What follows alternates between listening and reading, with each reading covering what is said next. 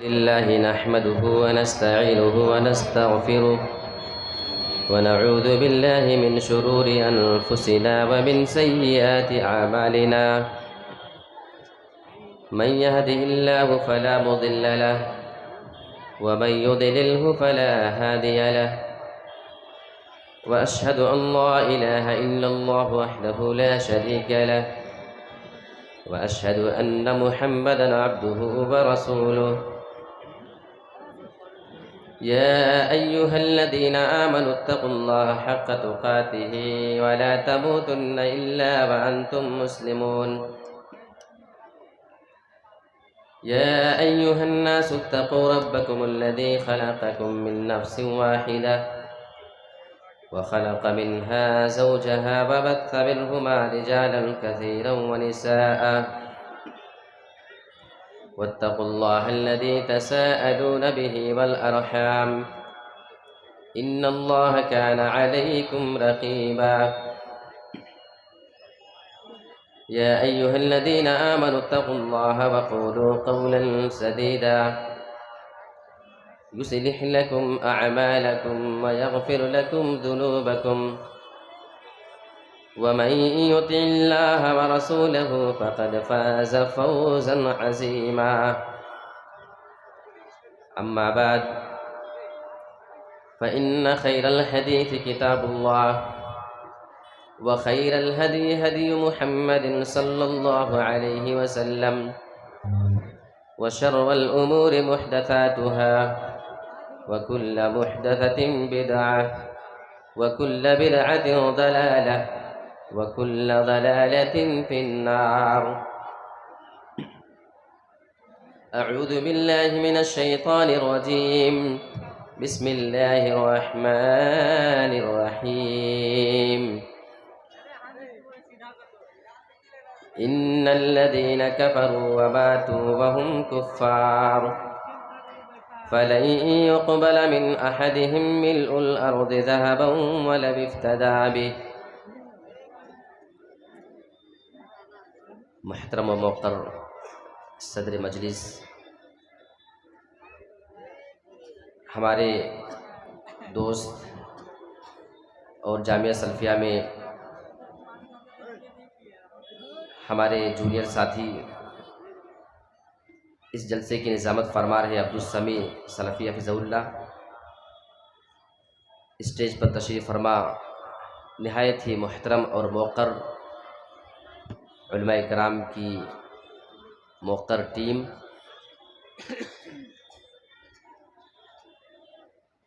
قرب و جوار سے اور دور دراز سے تشریف لائے ہوئے نہایت ہی محترم سامعین کرام، نوجوان ساتھیوں، عزیز بچوں، پردہ نشین خواتین اسلام، پیاری ماں اور بہنوں،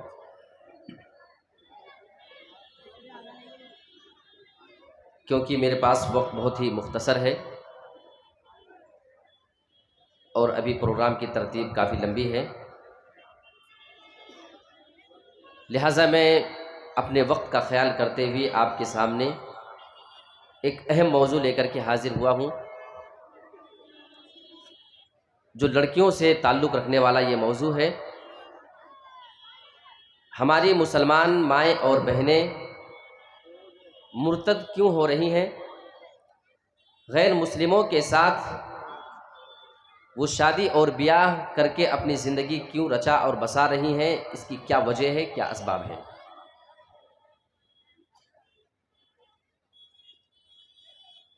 میں آپ کو ایک رپورٹ بتاؤں اور اس رپورٹ کے ذریعے ہر آدمی کو یہ بات میں بتانا چاہوں گا کہ کوئی بندہ یہ نہ سمجھے کہ میں بڑا دیندار ہوں تو ہماری بیٹی بھی بہت دیندار ہوگی، وہ پرہیزگار ہوگی، وہ کسی غلط راستے پہ نہیں جا سکتی ہے۔ میں یہ بات کر رہا ہوں، پونا میں ایک مسجد ہے، مکہ مسجد، سن 2009 کی ایک رپورٹ وہاں کے امام صاحب نے کچھ نوجوانوں کو اکٹھا کیا اور نوجوانوں کو اکٹھا کرنے کے بعد ایک سروے کروایا تھا، صرف 15 دن کا سروے۔ اس بات پر تھا کہ کیا کچھ مسلم لڑکیاں بھی غیر مسلم لڑکوں کے ساتھ تعلقات رکھتی ہیں، ان کے ساتھ اٹھنا بیٹھنا ہے، ان کے ساتھ معاملات ہوتے ہیں یا نہیں ہوتے ہیں؟ سروے صرف اسی بات پہ، وہ بھی صرف 15 دن کے تھا۔ نوجوانوں نے باقاعدہ پارکوں میں، تفریح گاہوں میں، جہاں گھومنے ٹہلنے کی جگہ تھی وہاں پہ گئے اور فوٹوز وغیرہ نکالا اور لا کر کے کمیٹی کے سامنے رکھا، اور تمام لوگوں کو احساس دلانے کے لیے وہ سارے فوٹو جمعہ کی نماز کے بعد لوگوں میں تقسیم کر دیا گیا تاکہ لوگوں کی غلط فہمی دور ہو جائے۔ آپ کو تعجب ہوگا، صرف 15 دن کے اندر 250 مسلمان لڑکیاں ایسی تھیں جو غیر مسلم لڑکوں کے ساتھ اٹھا بیٹھا کرتی تھی، ان کے ساتھ وہ پارکوں میں گھوم رہی ہیں، ہوٹلوں میں ان کے ساتھ جا رہی ہیں، ان کے ساتھ وہ تفریح گاہوں کا زینت بن رہی تھی۔ لوگ تصویر دیکھ رہے ہیں، یہ تو فلاں نمازی آدمی کی لڑکی ہے، ارے یہ تو فلاں حاجی صاحب کی بھی لڑکی ہے، اس کا بھی یہی معاملہ ہے۔ تو کسی آدمی کا اپنے آپ میں نیک ہونا، اس کو یہ مطمئن نہیں ہونا چاہیے کہ ہماری لڑکی بھی سیف ہے، ہماری لڑکی بھی محفوظ ہے اور وہ بھی دیندار ہی ہوگی۔ آپ کو اگر لڑکیوں کو دیندار بنانا ہے، آپ ان پہ نظر رکھیں، آپ ان کی باریکیوں پہ غور کریں۔ تو ہماری یہ مسلمان لڑکیاں آج مرتد کیوں ہو رہی ہیں، اس کے بارے میں آپ کو چند اسباب مختصر بتاؤں گا۔ سب سے پہلی وجہ یہ ہے کہ اسلامی تعلیم کی کمی ہے۔ بچپن سے تعلیم کا مزاج دین کا ہوتا نہیں ہے۔ ہماری لڑکی تھوڑا سا بڑی ہوئی، ہم اس کو اسکول کالج کی جانب تو داخل کر دینا مناسب سمجھتے ہیں، لیکن دین کی تعلیم مکتب میں بھی دلانا ہمیں پسند نہیں آتا ہے۔ آگے چل کے اگر وہ لڑکی دین نہیں جانتی ہے، اسلام کی اہمیت اس کو نہیں معلوم کہ ہمارے ایمان کی ویلیو کیا ہے، اور اگر اسے اپنے ایمان کی ویلیو نہ معلوم ہو تو آگے چل کے اگر وہ کوئی غلط راستہ اختیار کرے تو اس کا ذمہ دار اس کے ماں باپ ہوتے ہیں۔ آئیے سورہ آل عمران آیت نمبر 91 اٹھا کر دیکھتے ہیں۔ اللہ رب العالمین نے یہاں ایمان کی ویلیو بتائی ہے۔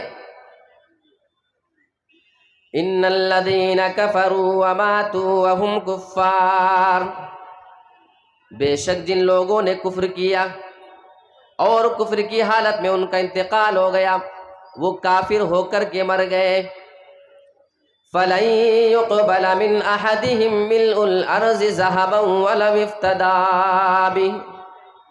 اللہ رب العالمین بیان فرماتا ہے، اگر کوئی کفر کی حالت میں انتقال کر جائے، فَلَن يُقْبَلَ مِنْ أَحَدِهِمْ مِلْءُ الْأَرْضِ ذَهَبًا، تو ان میں سے کسی کی جانب سے پوری زمین کے برابر سونا بھی قبول نہیں کیا جائے گا اگر وہ سونا اللہ کے راستے میں دینا چاہیں۔ یہ ایمان کی ویلو ہے۔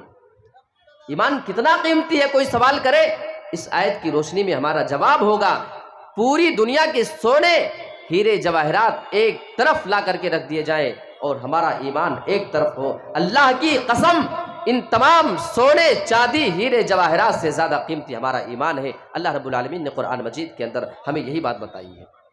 کاش ہم نے اپنی لڑکیوں کو یہ تعلیم بچپنے سے دی ہوتی۔ اور دوسری وجہ مخلوط تعلیم، مکس ایجوکیشن سسٹم۔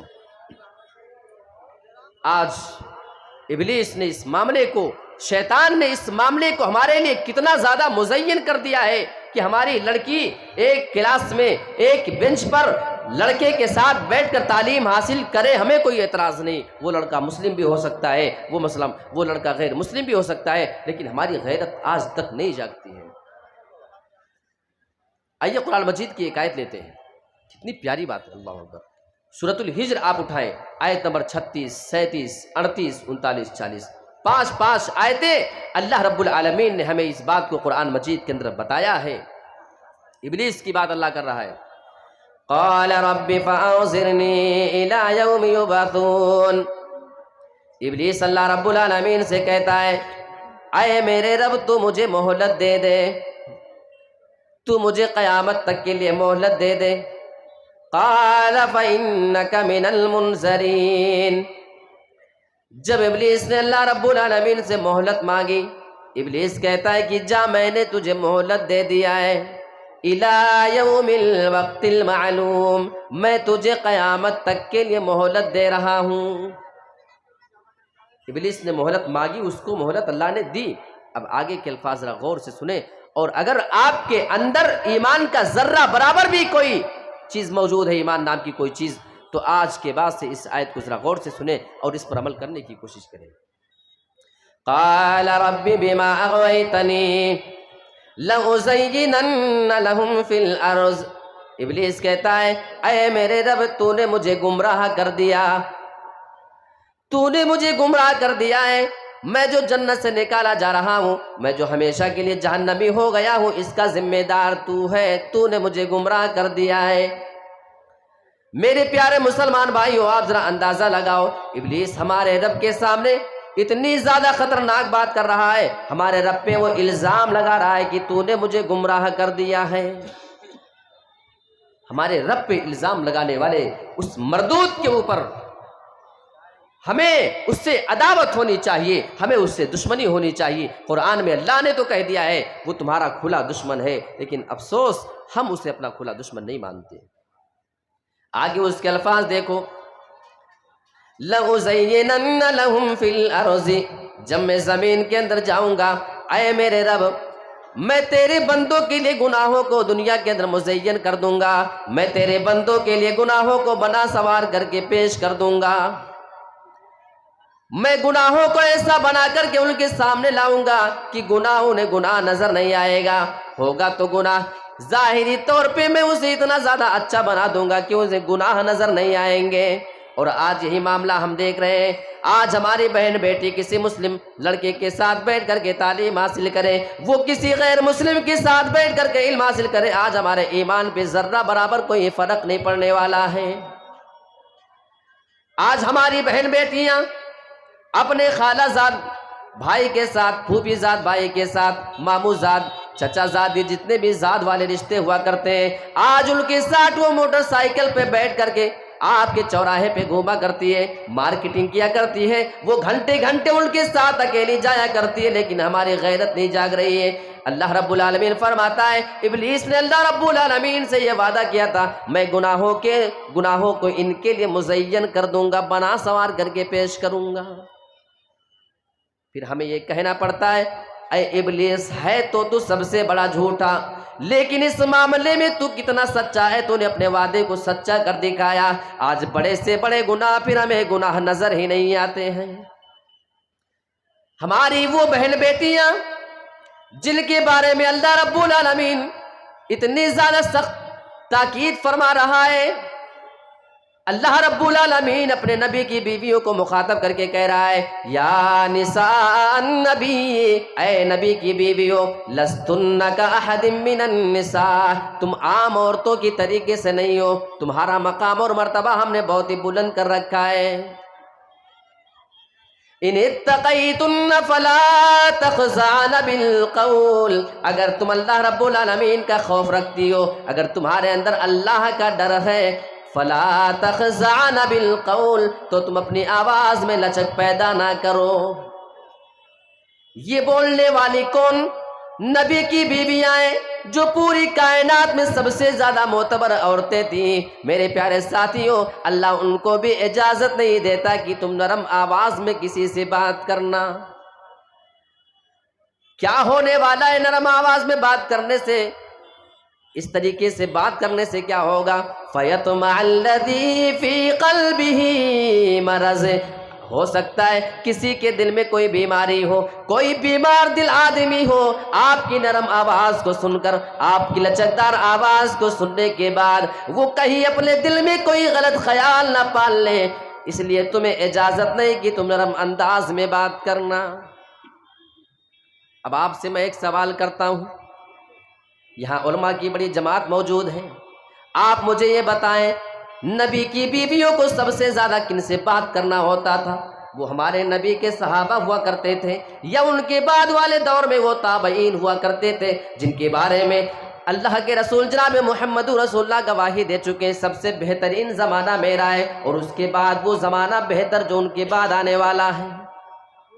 وہ نبی کی بیویاں ہیں، اور وہ نبی کے صحابہ ہیں جن کے سامنے ان کو زیادہ باتیں کرنا پڑتی تھی، جن کے سامنے انہیں مخاطب ہونا پڑتا تھا، اللہ بیان فرما رہا ہے ہاں بھلے وہ نبی کے صحابہ ہی کیوں نہ ہو، لیکن تم ان کے سامنے بھی نرم انداز میں لچکدار آواز میں بات نہیں کر سکتی ہو، جبکہ ان صحابہ کا مقام اتنا زیادہ ہے، ان کا ایمان اتنا زیادہ مضبوط ہے، اللہ رب العالمین نے قرآن مجید کے اندر ان کے ایمان کا حوالہ دے ڈالا ہے، فَإِنْ آمَنُوا بِمِثْلِ مَا آمَنْتُمْ بِهِ فَقَدِ اهْتَدَوْا۔ اے میرے نبی کے صحابہ، تمہارا ایمان اتنا زیادہ مضبوط ہے، تمہارا ایمان اتنا بہترین ہے، اگر دنیا کے تمام لوگ تمہارے ایمان کی طریقے سے ایمان لے آئے فَقَدِ اهْتَدَوْا، تو یہ سارے کے سارے لوگ ہدایت پا جائیں گے۔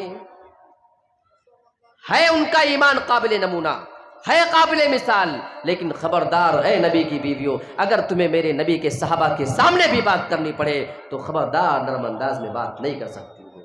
اگر نبی کی بیویاں صحابہ کے سامنے ایسے بات نہیں کر سکتی ہیں، ہماری بہن بیٹی اسکول اور کالج میں پڑھے گی، یونیورسٹی میں پڑھے گی، ایک بینچ پر بیٹھے گی، اس کے ساتھ اس کی باتیں ہوں گی، اس کی ملاقاتیں ہوں گی، اس کا ذمہ دار کون ہے؟ فیصلہ آپ کے حوالے ہے۔ بس اتنی بات اس میں چھوڑتا ہوں، مخلوط تعلیم کا بہت بڑا نقصان ہے۔ اب آگے ایک اور چیز ہے، نمبر 3، باتیں بہت ساری ہیں اور بہت ترتیب وار ہے، لیکن میں وقت کی رعایت کرتے ہوئے بہت مختصر لے کے چل رہا ہوں، اور اس میں ہمارے مخاطب ہمارے نوجوان ساتھی ہیں، غیر مسلموں کے ساتھ بہت زیادہ یارانہ تعلقات۔ دیکھو میں ہندو مسلم یکتا کے خلاف بات بالکل نہیں کر رہا ہوں، ابھی آپ نے دیکھا کہ ہم نے کس طریقے سے محترم کو اپنے یہاں اسٹیج پہ بلا کر کے ان کا اکرام ہم نے کیا، یہ محبت ہے، یہ رہے گی، ہمیشہ رہے گی، میں اس کا انکار نہیں کر رہا ہوں، لیکن میں جو کہنا چاہ رہا ہوں کچھ دوسری بات ہے۔ بہت سے نوجوان لڑکے ایسے ہوتے ہیں جو کسی غیر مسلم سے محبت ان کی ہوتی ہے، دوستی ہوتی ہے ان میں، اور اتنی زیادہ گہری دوستی ہوتی ہے کہ ان کے گھروں میں آنا جانا ہوتا ہے، ان کے بہن بیٹیوں کے ساتھ اٹھنا بیٹھنا ہوتا ہے، میں اس کی بات کر رہا ہوں۔ اور کبھی کبھی وہ لڑکا اگر ممبئی چلا گیا، کہیں دور چلا گیا کمانے کے لیے، اور اس کی بہن کو اگر مارکیٹنگ کرنا ہے، اب بائک تو گھر پہ ہے، گاڑی کھڑی ہے، لیکن لے کے جائے کون؟ دوست کا کال آتا ہے اپنے غیر مسلم دوست کے پاس کہ میری بہن کو بائک سے اٹھاؤ اور مارکیٹنگ کرا کے گھر میں لا کے چھوڑ دو۔ ایسا ہوتا ہے کہ نہیں ہوتا ہے؟ بہت سی جگہوں پہ میں نے یہ مناظر دیکھا ہے۔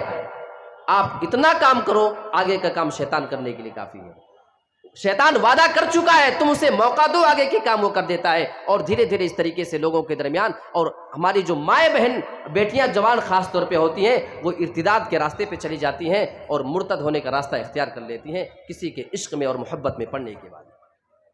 ایک اور اہم چیز بتاؤں آپ کو، کبھی کبھی کچھ لوگ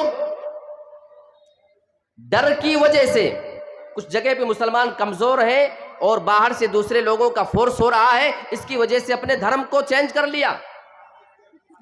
ایسے لوگوں کے سامنے اللہ کے نبی جناب محمد رسول اللہ کی استقامت کا معاملہ ہونا چاہیے۔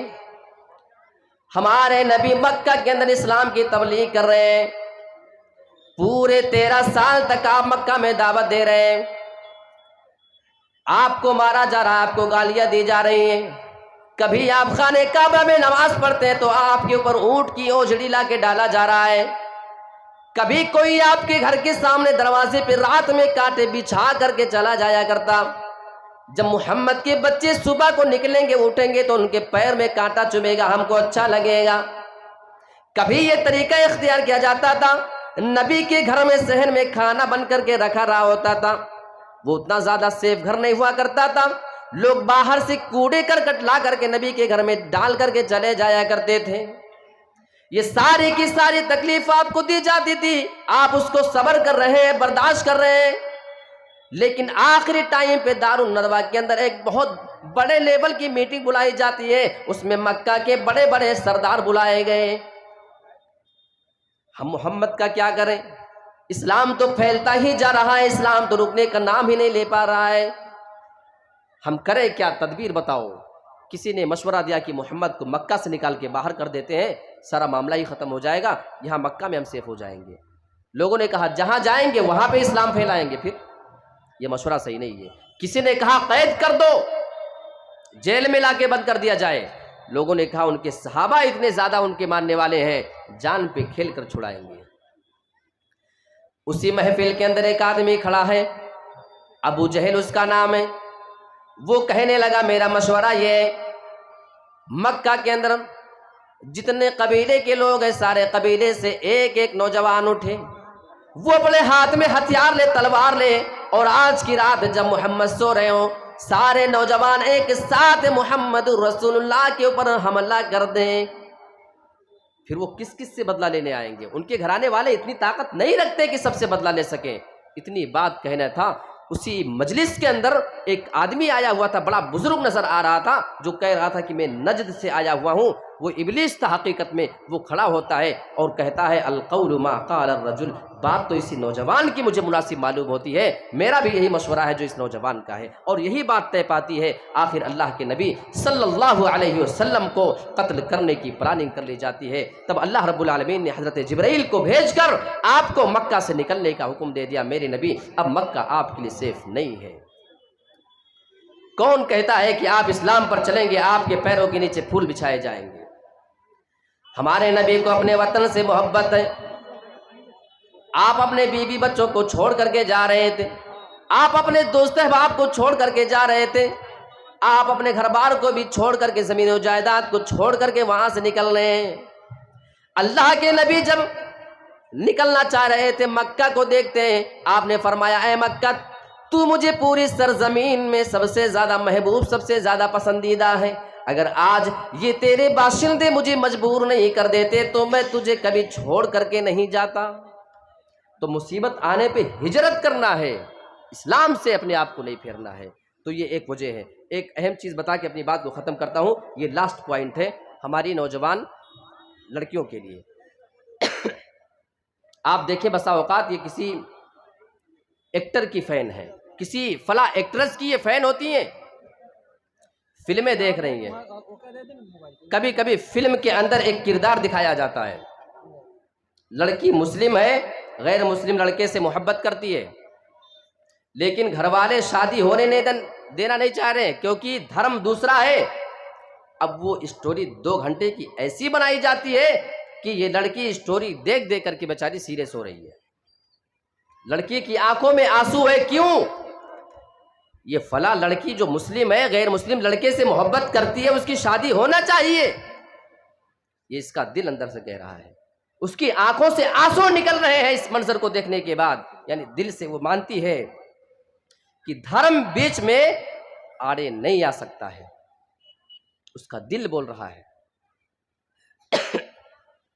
لہذا جب کبھی اس کے اوپر ایسے معاملات آتے ہیں اور اگر کسی غیر مسلم سے محبت کر بیٹھے اور اتفاق ایسا پڑ جائے کہ اس کے ساتھ اگر اسے شادی کرنا ہو اور اسے اپنے دین کو چینج کرنا ہو تو میرے پیارے ساتھیوں اسلام سے پھر جانے سے پھر وہ کوئی ہچکچاہٹ محسوس نہیں کیا کرتی ہے، کیونکہ اس کا دل اندر سے گواہی دے رہا ہے کہ محبت کے بیچ میں دھرم آڑے نہیں آ سکتا ہے. اچھا یہ جن کو فالو کر رہی ہے نا، جن ایکٹر اور ایکٹریس کی فین ہوتی ہے، ان کی ریئل لائف آپ اٹھا کر دیکھ لیں. ان کی ریئل لائف میں یہی سب ہو رہا ہے. ان کے یہاں شادیوں میں نہ لڑکے کا مسلم غیر مسلم ہونا دیکھا جاتا ہے، نہ لڑکی کا مسلم غیر مسلم، یہودی، عیسائی، نصرانی، کسی چیز کا لحاظ نہیں کیا جاتا ہے. بس آپس میں محبت ہو جائے، آپس میں اسٹیٹس اور لیول اگر ان کا میچ کر جاتا ہے تو ان کے درمیان شادیاں ہو جایا کرتی ہیں. میرے پیارے ساتھیوں، یہ میں نے آپ کے سامنے بہت ہی مختصر انداز میں وقت کی رعایت کرتے ہوئے، کیونکہ ابھی شاید نکاح کا معاملہ پیش آنا ہے اور اس کے بعد پھر چندے کا معاملہ ہے. آپ تمام حضرات سے گزارش کی جاتی ہے کہ جس طریقے سے اتنے جذبے کے ساتھ آپ یہاں بیٹھے ہوئے ہیں، آپ اس مدرسے کے لیے جو عظیم الشان ادارہ آپ کے علاقے کا ہے اور برسوں سے یہ اپنی خدمات انجام دے رہا ہے اور کئی ایسے لوگوں کو اسلام کی تعلیم دے کر کے یہ رخصت کر چکا ہے، آپ اس ادارے کا تعاون کریں. یہ ادارہ اس بات کا مستحق ہے آپ تمام حضرات کے تعاون کا. اللہ رب العالمین سے میں دعا کرتا ہوں کہ پروردگار عالم کہی گئی تمام باتوں پہ ہم تمام حضرات کو عمل کرنے کی توفیق عطا فرما. آمین. وآخر دعوانا ان الحمد للہ رب العالمین. والسلام